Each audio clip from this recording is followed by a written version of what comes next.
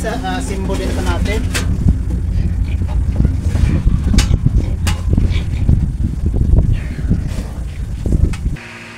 Yan na mga kamangyan, maganda din ang pagkaka-chop nitong kangkong. Mapapabilis na ang ating trabaho dito sa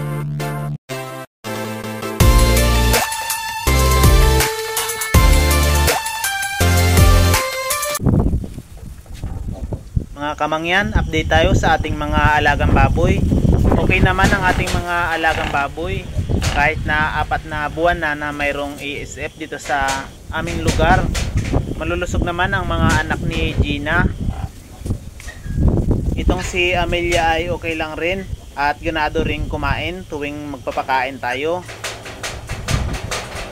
Ito namang si Pia ay ganun din, kaya nga lang ay medyo pumayat siya dahil maraming mga anak niya na biik ang dumididi sa kanya. Malalakas kasi dumidi ang kanyang mga anak at makukulit din. Tuwing magpapakain tayo dito kay Pia ay sumasalo na rin sila sa pagkain ni Pia. Ito ngang isang anak ni Pia ay nandito na sa kulungan ni Angelina, nangungulit na rin. Ito rin ang isa nating inahin na si Bernadette. Medyo nakaka-recover na ang kanyang katawan. Ito ring ating bulugan na si Max ay okay lang rin. Lumalapad na rin ang katawan ni Max kahit na kinokontrol natin ang kanyang pagkain para hindi masyadong lumaki at hindi naman kawawa ang ating mga inahin. Ang mga anak ni Bernadette ay malulusog naman at hindi naman nabawasan at malalakas naman kumain. Nasa 2 buwan at kalahati na itong mga anak ni Bernadette. Matagal tayong hindi nakapag-upload mga kamangyan dahil naging busy tayo dito sa ating babuyan. Marami na kasi ang ating mga alagang baboy. Nadagdagan na rin ang ating oras sa pagkuha ng mga organic na pagkain para ipakain natin sa ating mga alaga. Kasama na ang ating mga alagang kambing at mga alagang itik. Dumating na ang ating hinihintay na shredder machine. Ito mga kamangyan.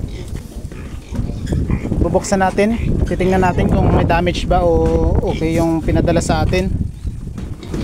Yan.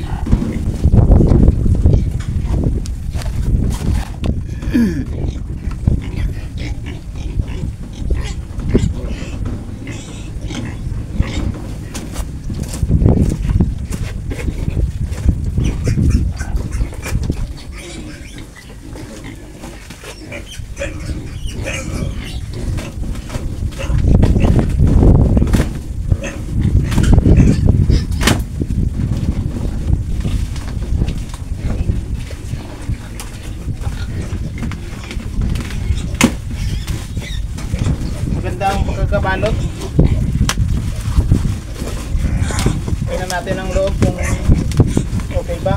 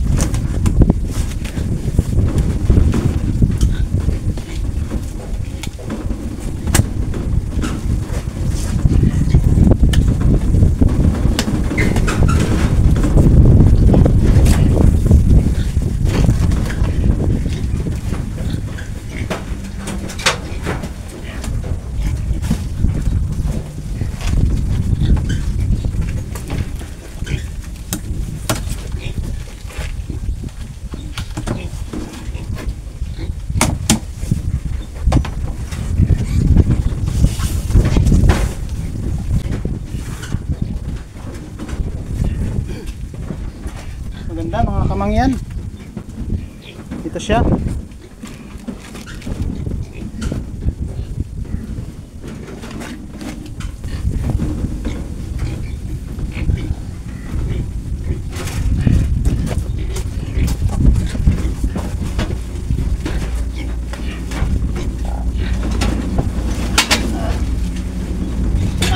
simbolin pa natin.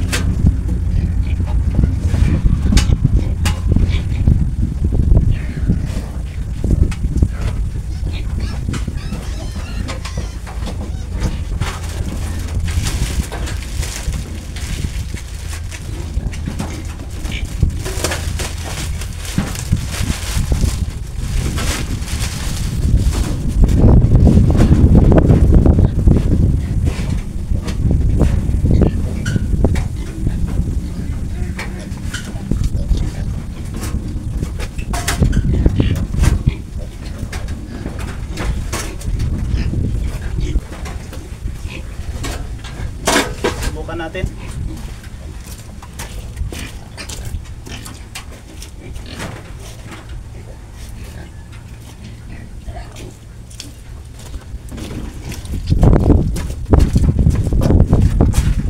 Muna ang gagamitin natin.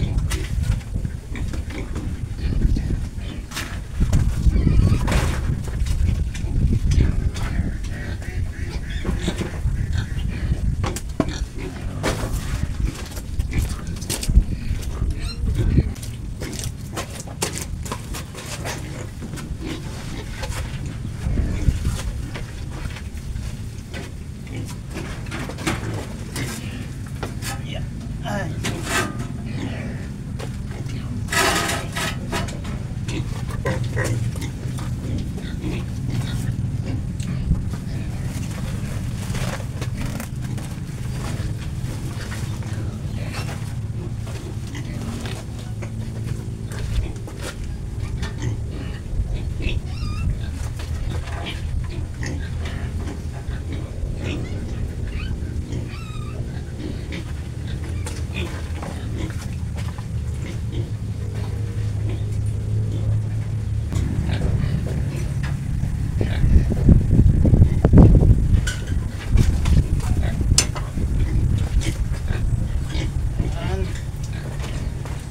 Natin mga kamangyan.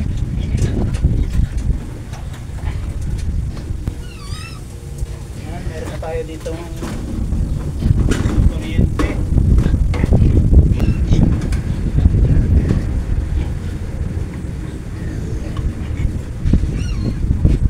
Yabot.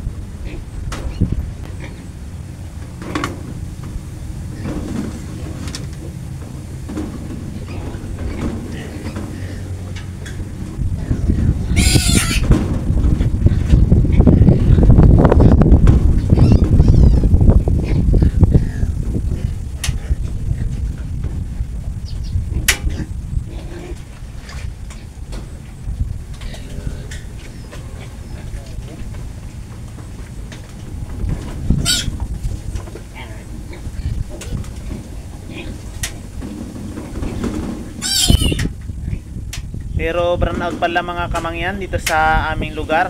Maghihintay pa tayo na magkakuryente para masubukan natin itong shader machine na binili natin. Magandang umaga mga kamangyan. Ngayon lang nagkakuryente dito sa aming lugar dahil malakas din ang ulan kagabi at naging maputik na ulit dito sa area ng ating babuyan.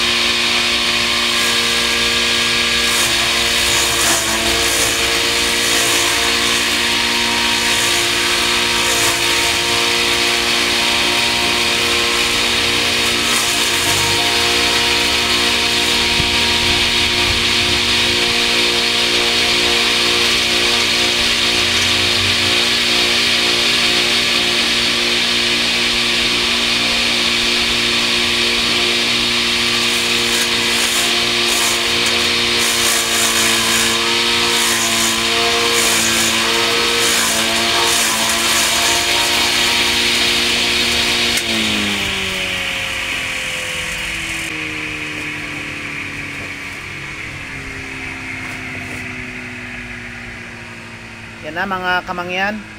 Maganda din ang pagkaka-chop nitong kangkong. Mapapabilis na ang ating trabaho dito sa pagpapakain natin ng ating mga alaga. Ngayon ay itong kangkong lang muna ang ating sinubukan. Pero sa susunod, susubukan din natin ang katawan ng saging. Kasama na ang Madrid de Agua, Neper grass at malunggay. Itatabi na natin itong ating na-chop na kangkong mga kamangyan.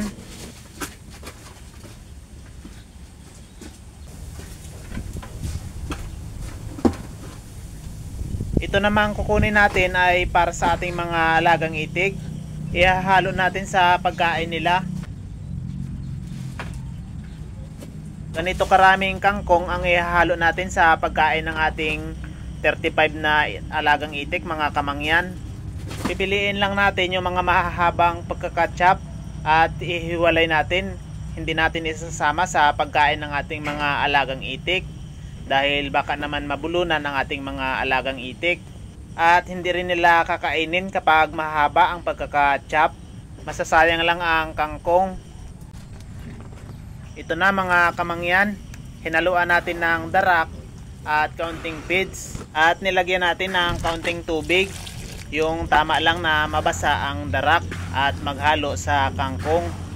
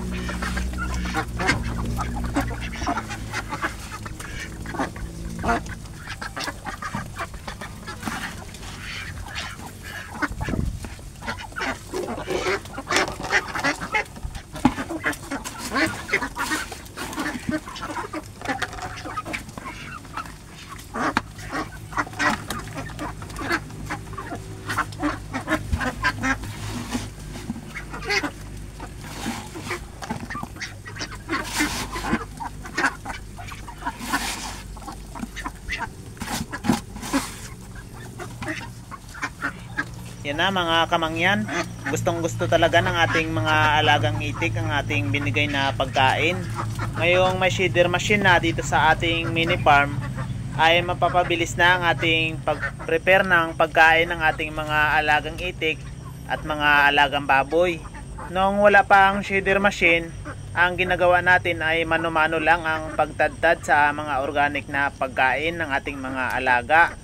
At inaabot tayo ng 2 oras bago natin matapos at mai-prepare ang kanilang mga pagkain. Marami na kasing organic ang nauubos ng ating mga alaga. Nasa 1 tab at kalahati bawat araw. Pero ngayon ay mabilis na lang na ating magagawa.